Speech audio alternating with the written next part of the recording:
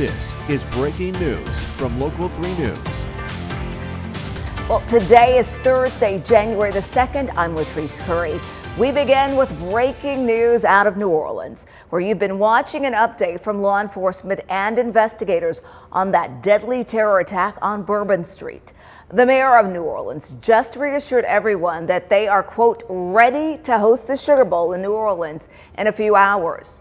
LaToya Cantrell says she has the most confidence. She's the mayor of New Orleans, and they are working to restore Bourbon Street at 2:30 this afternoon ahead of kickoff.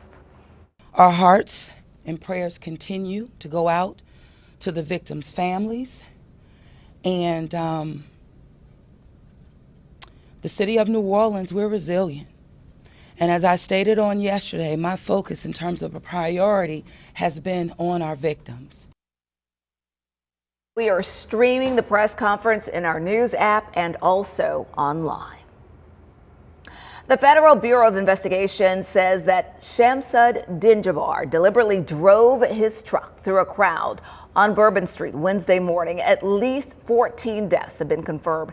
Dozens of others are injured. According to a military spokesperson, Jabbar was in the U.S. Army from 2007 through 2020, leaving service as a staff sergeant.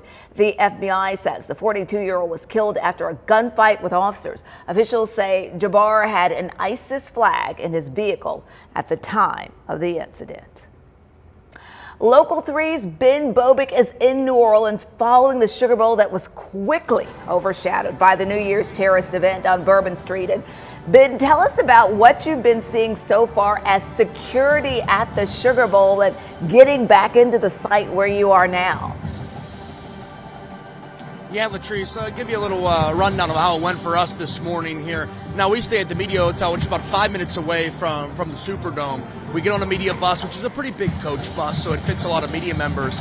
And we pull up to the media entrance here at the Superdome. You can sense there might have been a little bit more of a police presence here. There was a bomb-sniffing dog outside the Superdome when we pulled up this morning.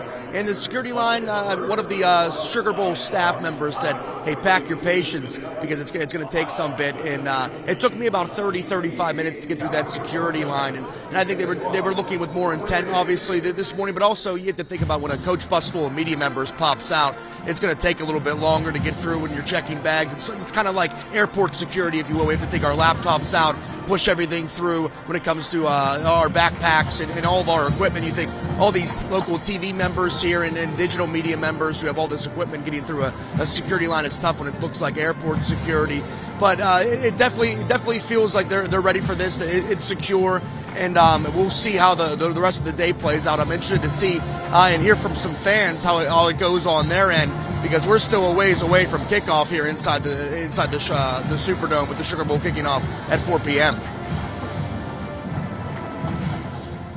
You were talking about that. We're going to hear from some fans, but just kind of about the mood. I mean, you're there for this big game. Then there is this terrorist attack. The game is postponed. What's the mood? I see people behind you, but what's the mood inside there right now? Yeah, right now it is a bit strange here, Latrice. I was describing it to friends. I feel like everyone's happy to be here, happy to be safe, but they just feel so bad for what happened. And I think that's sort of the case here. And I'm very relieved. It was almost a relief that they postponed this football game until today, because it just would have felt silly if we were playing a football game with what went down here in New Orleans yesterday.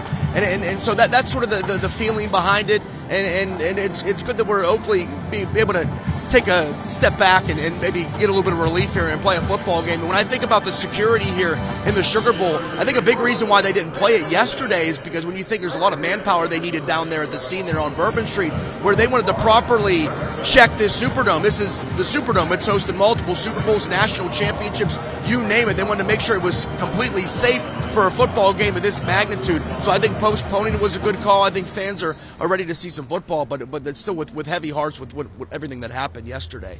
Okay, definitely with heavy hearts. Thank you so much, Ben, and we'll check back with you during the next half hour. Well, the FBI now says the driver is solely responsible after reports that there may be others involved. A potential improvised explosion device was in Shamsud Dinjabar's truck and other IEDs were discovered in the French Quarter. The FBI says it is investigating Jabbar's potential ties to terrorist organizations. At this time, there is no active manhunt for specific suspects at this time. The person who law enforcement officials believe died in the explosion of a Tesla Cybertruck packed with firework mortars and camp fuel canisters outside of Trump International Hotel in Las Vegas was an active duty U.S. Army soldier. Now, law enforcement officials told the Associated Press on Thursday that they had identified the man as Matthew Livelsberger, and police say the Cybertruck pulled up right outside the glass entrance doors to the hotel before 9 o'clock yesterday morning when that vehicle exploded and was engulfed in flames. Police say they are looking for secondary devices but don't suspect any further threat to the public. We're very well aware of what has happened in New Orleans with the event that occurred there and the number of victims there and the additional IEDs. So as you can imagine, with an explosion here on our iconic Las Vegas Boulevard, we are taking all of the precautions that we need to take to keep our community safe. We're looking for secondary devices. We're taking it slow, and we are going to make sure that we remain safe in our community. Well, again, from the press conference this morning, we have learned that authorities are no longer looking into the possible connection between suspects in the New Orleans attack and the Cybertruck blast. Police say most of the people staying at the Trump Hotel have been moved to the resort's World Las Vegas.